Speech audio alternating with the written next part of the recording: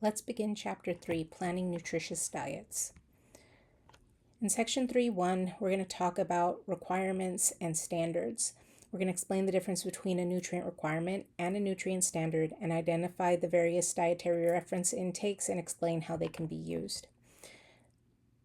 Honestly, going to a grocery store when you're trying to be healthy can be kind of intimidating. How do you choose? Is it taste? Is it price? Is it price? Is it ease of use? Is it the effects on your health? What are you trying to do? What's your goal? The way that we can most effectively shop is the ability to analyze food labels, and that ability helps us to make more informed choices when we're picking items to kind of maintain a healthier lifestyle. In this chapter, we're going to talk about nutrient standards, and it's going to present practical ways to plan a nutritionally adequate, well-balanced diet using dietary guidelines and the MyPlate app, pretty much. It also explains how to interpret and use nutrition-related information on food and dietary supplement labels. Nutrient requirements. A requirement is the smallest amount of a nutrient that maintains a defined level of nutritional health. So baseline, what's the minimum that I can intake and still function properly? In other words, if you eat this much, you won't suffer from a deficiency disease that can cause issues in and of itself. It can be influenced, though, by your age, by your sex, by health status, by activity level, and medication use. Something to keep in mind. Male and female anatomy and physiology means that we are producing varied levels of hormones, and that can actually influence how our bodies react to specific foods and how we react to calorie intake. In addition to that, if you're on specific medications, those medications can also alter how your body handles specific nutrients. Hopefully, though, if you're on specific medications that do that type of thing, your pharmacist talked to you about it before you actually got that. Our body also has something called nutrient stores. Nutrient stores are places in our body where we can store some nutrients. Now, this isn't, we always have it. It's like a savings account. If you don't put money in, there's not going to be money there.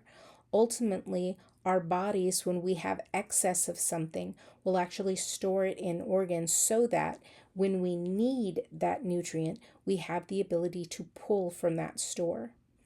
But again, it has to be there to begin with. Dietary reference intakes.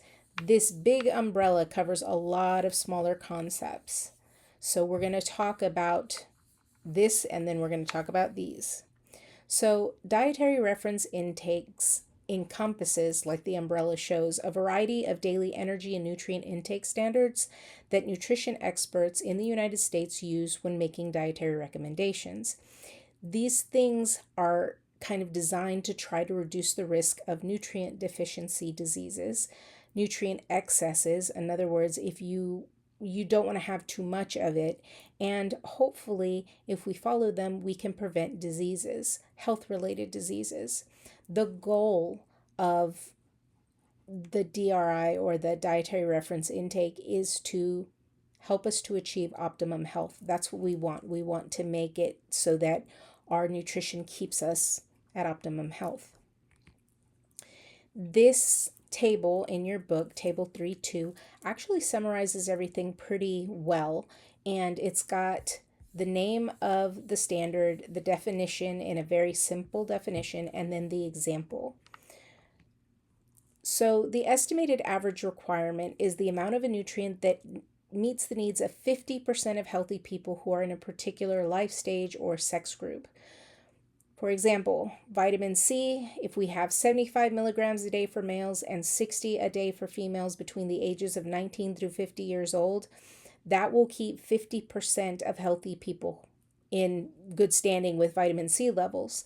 If you look at this bell curve here, you'll notice that I've got the population, but right here, dead center in the middle, is the amount that I would think would be the best for 50% of people. And you can see it basically cuts that bell half and half.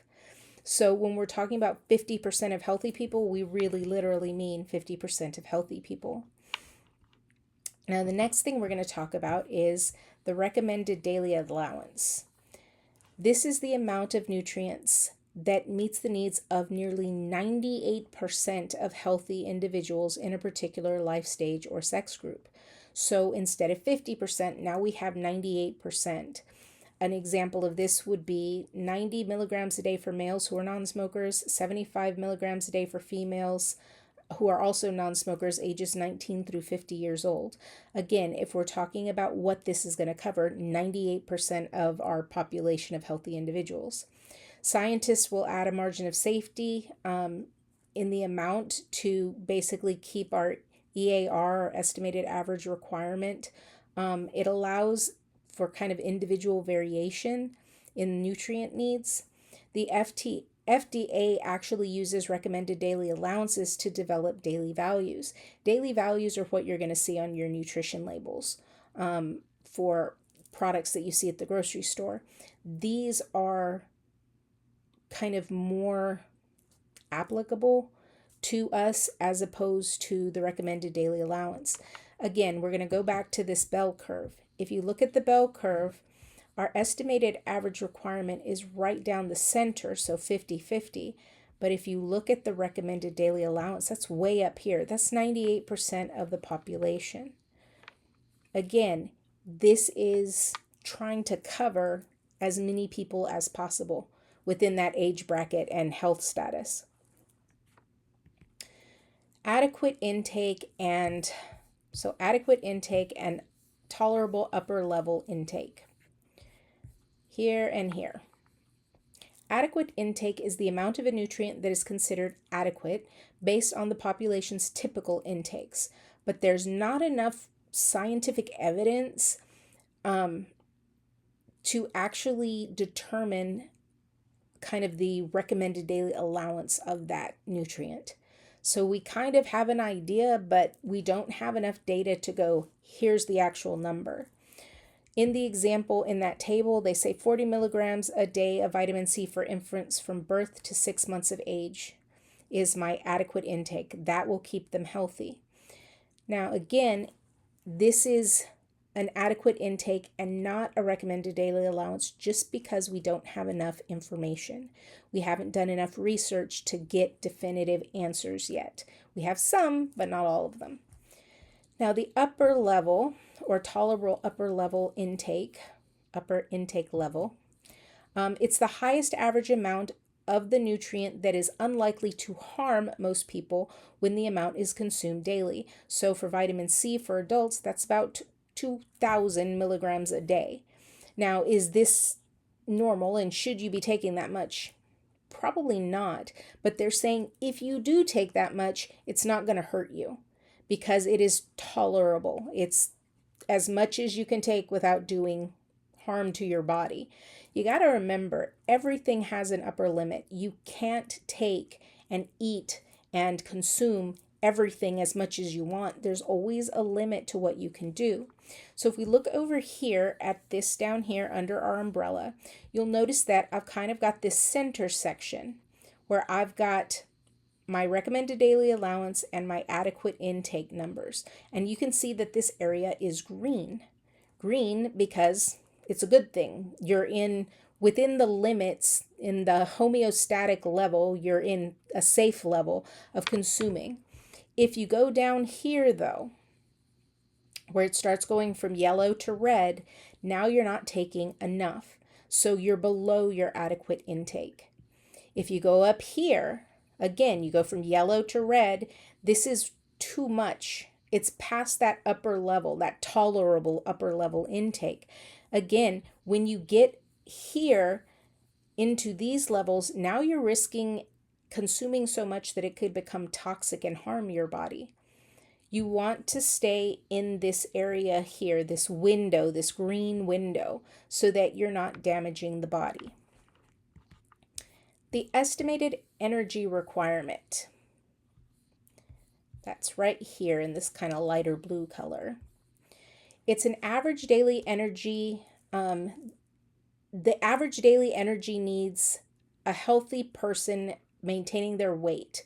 It's basically how much energy you need to stay healthy and maintain your weight. Let me just put it that way. Something that this does is it considers your physical activity level, it considers your height, your weight, and your life stage and sex group. So it's not just going, okay, so this many calories, you're done. Something that you have to remember is different people have different energy needs. If I am a professional athlete who works out every single day of the week, whether that's for an hour or 4 hours, I'm burning through a lot more calories than somebody who sits at a desk job all day. The estimated energy requirement for one person, the athlete, is going to be a lot higher than somebody who works a desk job and doesn't really move around all that much. So an example of an estimated energy requirement would be 3,000 kcals a day for active males and 2,400 kcals a day for active females, 21 through 24. Ultimately, notice that it says active. That means I am not sitting at a desk all day. 2,400 calories for somebody who sits at a desk all day and doesn't really move around is probably too many calories. Now, the acceptable macronutrient distribution range, down here in this kind of seafoam green color. It's a range of, remember, macronutrients are our carbs, our fat, and our protein. Those are the big nutrients that we need in large amounts. So it's the range of carbs, fats, and proteins that we intake to provide adequate amounts of micronutrients. Those are going to be our vitamins and our minerals. And it may reduce the risk of developing certain diet-related chronic diseases. So remember, the whole point of the whole umbrella is we want to keep you healthy. We want to make sure you're getting enough of the nutrients you need so that your body runs smoothly. Now, looking at table 3.1 in your book, you'll notice that I've got my macronutrients. I've got my carbs, I've got my proteins, I've got my fats. 45 to 65% of your total energy intake should be carbohydrates. 10 to 35% should be protein. 20 to 35% should be from fat. And if we're going on, let's see,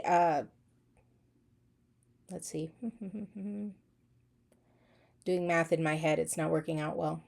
2,700 calorie diet, this would be kind of your distribution range for calories. Now, again, if you are somebody who is major league active and you are, working out every day of the week for hours, then these calorie counts may not be for you because you may burn through that in the first few hours of your day. However, again, this is just kind of based on 2,000 kcals a day. Okay? I said 27, didn't I? But I was going with the upper numbers. Yeah, I was going with the upper numbers. Can't take me anywhere. The asterisk down here says fat intake should include essential fatty acids, which we'll talk about in chapter 6. Now, chronic disease risk reduction intake, kind of this olive green down here under my umbrella. You need to have intake levels that reduce chronic disease risk within a healthy population. Sodium is the example that they use in the table. And the reason that they chose sodium is because we consume way too much salt. And salt intake increases the amount of fluid that we keep in our body. And when it comes down to it, that can influence our blood pressure. Our blood pressure gets higher, it can cause things like cardiovascular disease.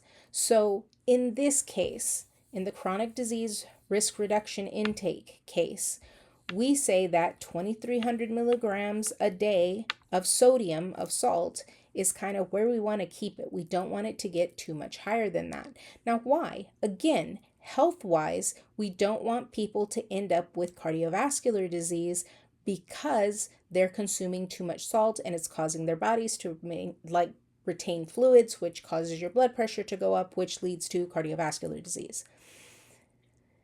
The hope is that by kind of giving this information out, people will, again, keep it reduced and keep themselves healthier. Now, 3.2, let's talk about the major food groups. We're going to list the major food groups and identify what are typically classified into each group. Not that, when you're typing and your fingers do stuff that your brain doesn't. Yeah. Distinguish foods that are ultra-processed from those that are minimally processed and explain why healthy diets contain mostly raw, minimally processed foods. While our dietary reference intakes are nice and they are scientific and everything else, when it comes to being able, a layman, a person who's just at home, when they're trying to plan menus and they're trying to come up with the best way to, get food and keep it nutritious and keep themselves healthy, DRIs just aren't really practical. So ultimately, nutrition experts developed a more consumer-friendly dietary guideline kind of guide. In general, they divide foods into the major food groups based on their natural origins as well as their key nutrients. So you've got grains, you've got dairy products, you've got protein-rich foods, you've got fruits, vegetables, and then you've got the other. And the other is the things that we really don't want to consume in high amounts, which I'll talk about. So our grains. These include products made from wheat, from rice, and from oats. If we're talking about the macronutrients, the big nutrients that we want a lot of, the things we're going to get from grains are going to be carbohydrates and proteins. Refined grain products that often undergo things like enrichment. Pretty much when we have flour, white flour, we've got white rice, they're taking nutrients out of those. We kind of discussed that in chapter 2. So they will enrich them. They basically want to replace some of the nutrients that were lost during the processing. Enriched grains have specific amounts of things like iron and 4 different B vitamins that will be added to them. Fortification is a bit different because it's the addition of any nutrient to food to boost its nutritional content. If we're talking about grains and the best way to consume them, you want whole grains. And I'm sure you've heard that a bunch, but you want whole grains because they are not stripped of the nutrients that they contain, and they tend to have more fiber. And as much as we can't use fiber as an energy source, fiber helps us to build bulk in our intestine, which actually helps us to more easily go to the restroom. Next, dairy products. Dairy products are going to include milk and products made from milk that retain calcium after processing. Now, calcium is important for our bones, it's important for our muscles, it's important for our nervous system. We have to have calcium in all of these places so that our body functions properly. Now, it can include foods and beverages made from processed soybeans as well if they are calcium fortified. We have several, items at the grocery store that are fortified with calcium. And that just means that if you are allergic to milk, you have alternatives so that you're not lacking calcium in your diet. Now, as far as nutrients go, again, they're excellent sources of calcium, protein, because milk protein exists, phosphorus, which is also very important for your bones, and riboflavin. Now, things that you might think of as dairy that really aren't included here are going to be cream cheese, and butter. They're not included because in all actuality, they don't really have calcium in them that's high enough to consider them part of this group. In addition to that, cream cheese, cream, and butter are primarily going to be high in fat. And high in fat is not necessarily going to be the healthiest for us, so we don't include it in this group. Protein-rich foods. These are going to include our meats, beef, pork, lamb, fish, shellfish, poultry, as well as dry beans, peas, eggs, nuts, and seeds. They're included because they actually do have a lot of protein in them. As a matter of fact, when somebody is a vegan or a vegetarian and they don't want to eat meat products, these are the items that they need to substitute so they're still getting protein in their diet and not going to end up with issues because they don't have protein in their diet. Being vegan is great, but you have to do it with the idea that you're going to have to make alterations so that you're not missing nutrients in your diet. So you have to plan ahead. Now, what do you get from protein-rich foods? Well, obviously you're going to get protein. Protein, if you want to think of it kind of like a set of Legos that's built into a castle, I can take that castle and take it apart and take the parts of that castle and I can use those parts to make something new. Proteins that we consume, we can break them apart into their components, their individual Legos, and then we can use those Legos to build another protein within our own body. So that's kind of essential. We also have iron as part of our protein-rich diet, zinc, and again, B vitamins. B vitamins are essential when it comes to things like blood clotting. So again, it's something that we want to have in our diet. Fruits. The next one, our fourth category. It includes fresh, dry, frozen, sauced, or canned fruit, as well as 100% juice. These are kind of the categories of fruit that we have. Now, as far as what we want them for nutrient-wise, they're good sources of vital chemicals, potassium, as well as vitamin C and folate. Now, push comes to shove, if you're going to have fruit, you want to have whole or cut up fruits because they provide more fiber than juices would. Juice doesn't have the fiber content that you would find when you eat an orange. So if you're talking about benefit, or I guess if you're talking about benefit, it is more beneficial to have whole fruits than it is to have juice, because with juice, you're literally pretty much getting the sugar and not the benefit of the fiber that usually comes along with eating the whole fruit. Now, vegetables. If we're going with vegetables, again, what are we including? Fresh, cooked, canned, frozen, and dried or dehydrated vegetables, and 100% vegetable juice. Hello, V8, right? Subgroups. So when we categorize vegetables, we usually categorize them based on color. So we've got dark green, we've got orange and red, we've got beans, peas, and lentils, starches, and other. Ultimately, with vegetables, we're talking about the micronutrients. They're really good sources for our micronutrients, as well as the fiber that we've been talking about and the phytochemicals that we mentioned before that can kind of help us to disrupt free radicals in our body and stuff like that. So if you look over here, I've got snap peas and I've got bell pepper. If you look at the snap peas, that's 126 milligrams of potassium. With my bell pepper, I have 194 milligrams of potassium. Now, both are great sources of potassium, so both are beneficial when it comes to our micronutrient, something that we just need a little bit of, but we still need it in order for our bodies to function properly. Finally, other foods. So oils. Canola oil, corn oil, olive oil, as well as others that are liquid at room temperature are included in this group. Foods that are made from vegetable oil, such as mayonnaise or soft tub margarine, I can't believe it's not butter, salad dressing are also in this category.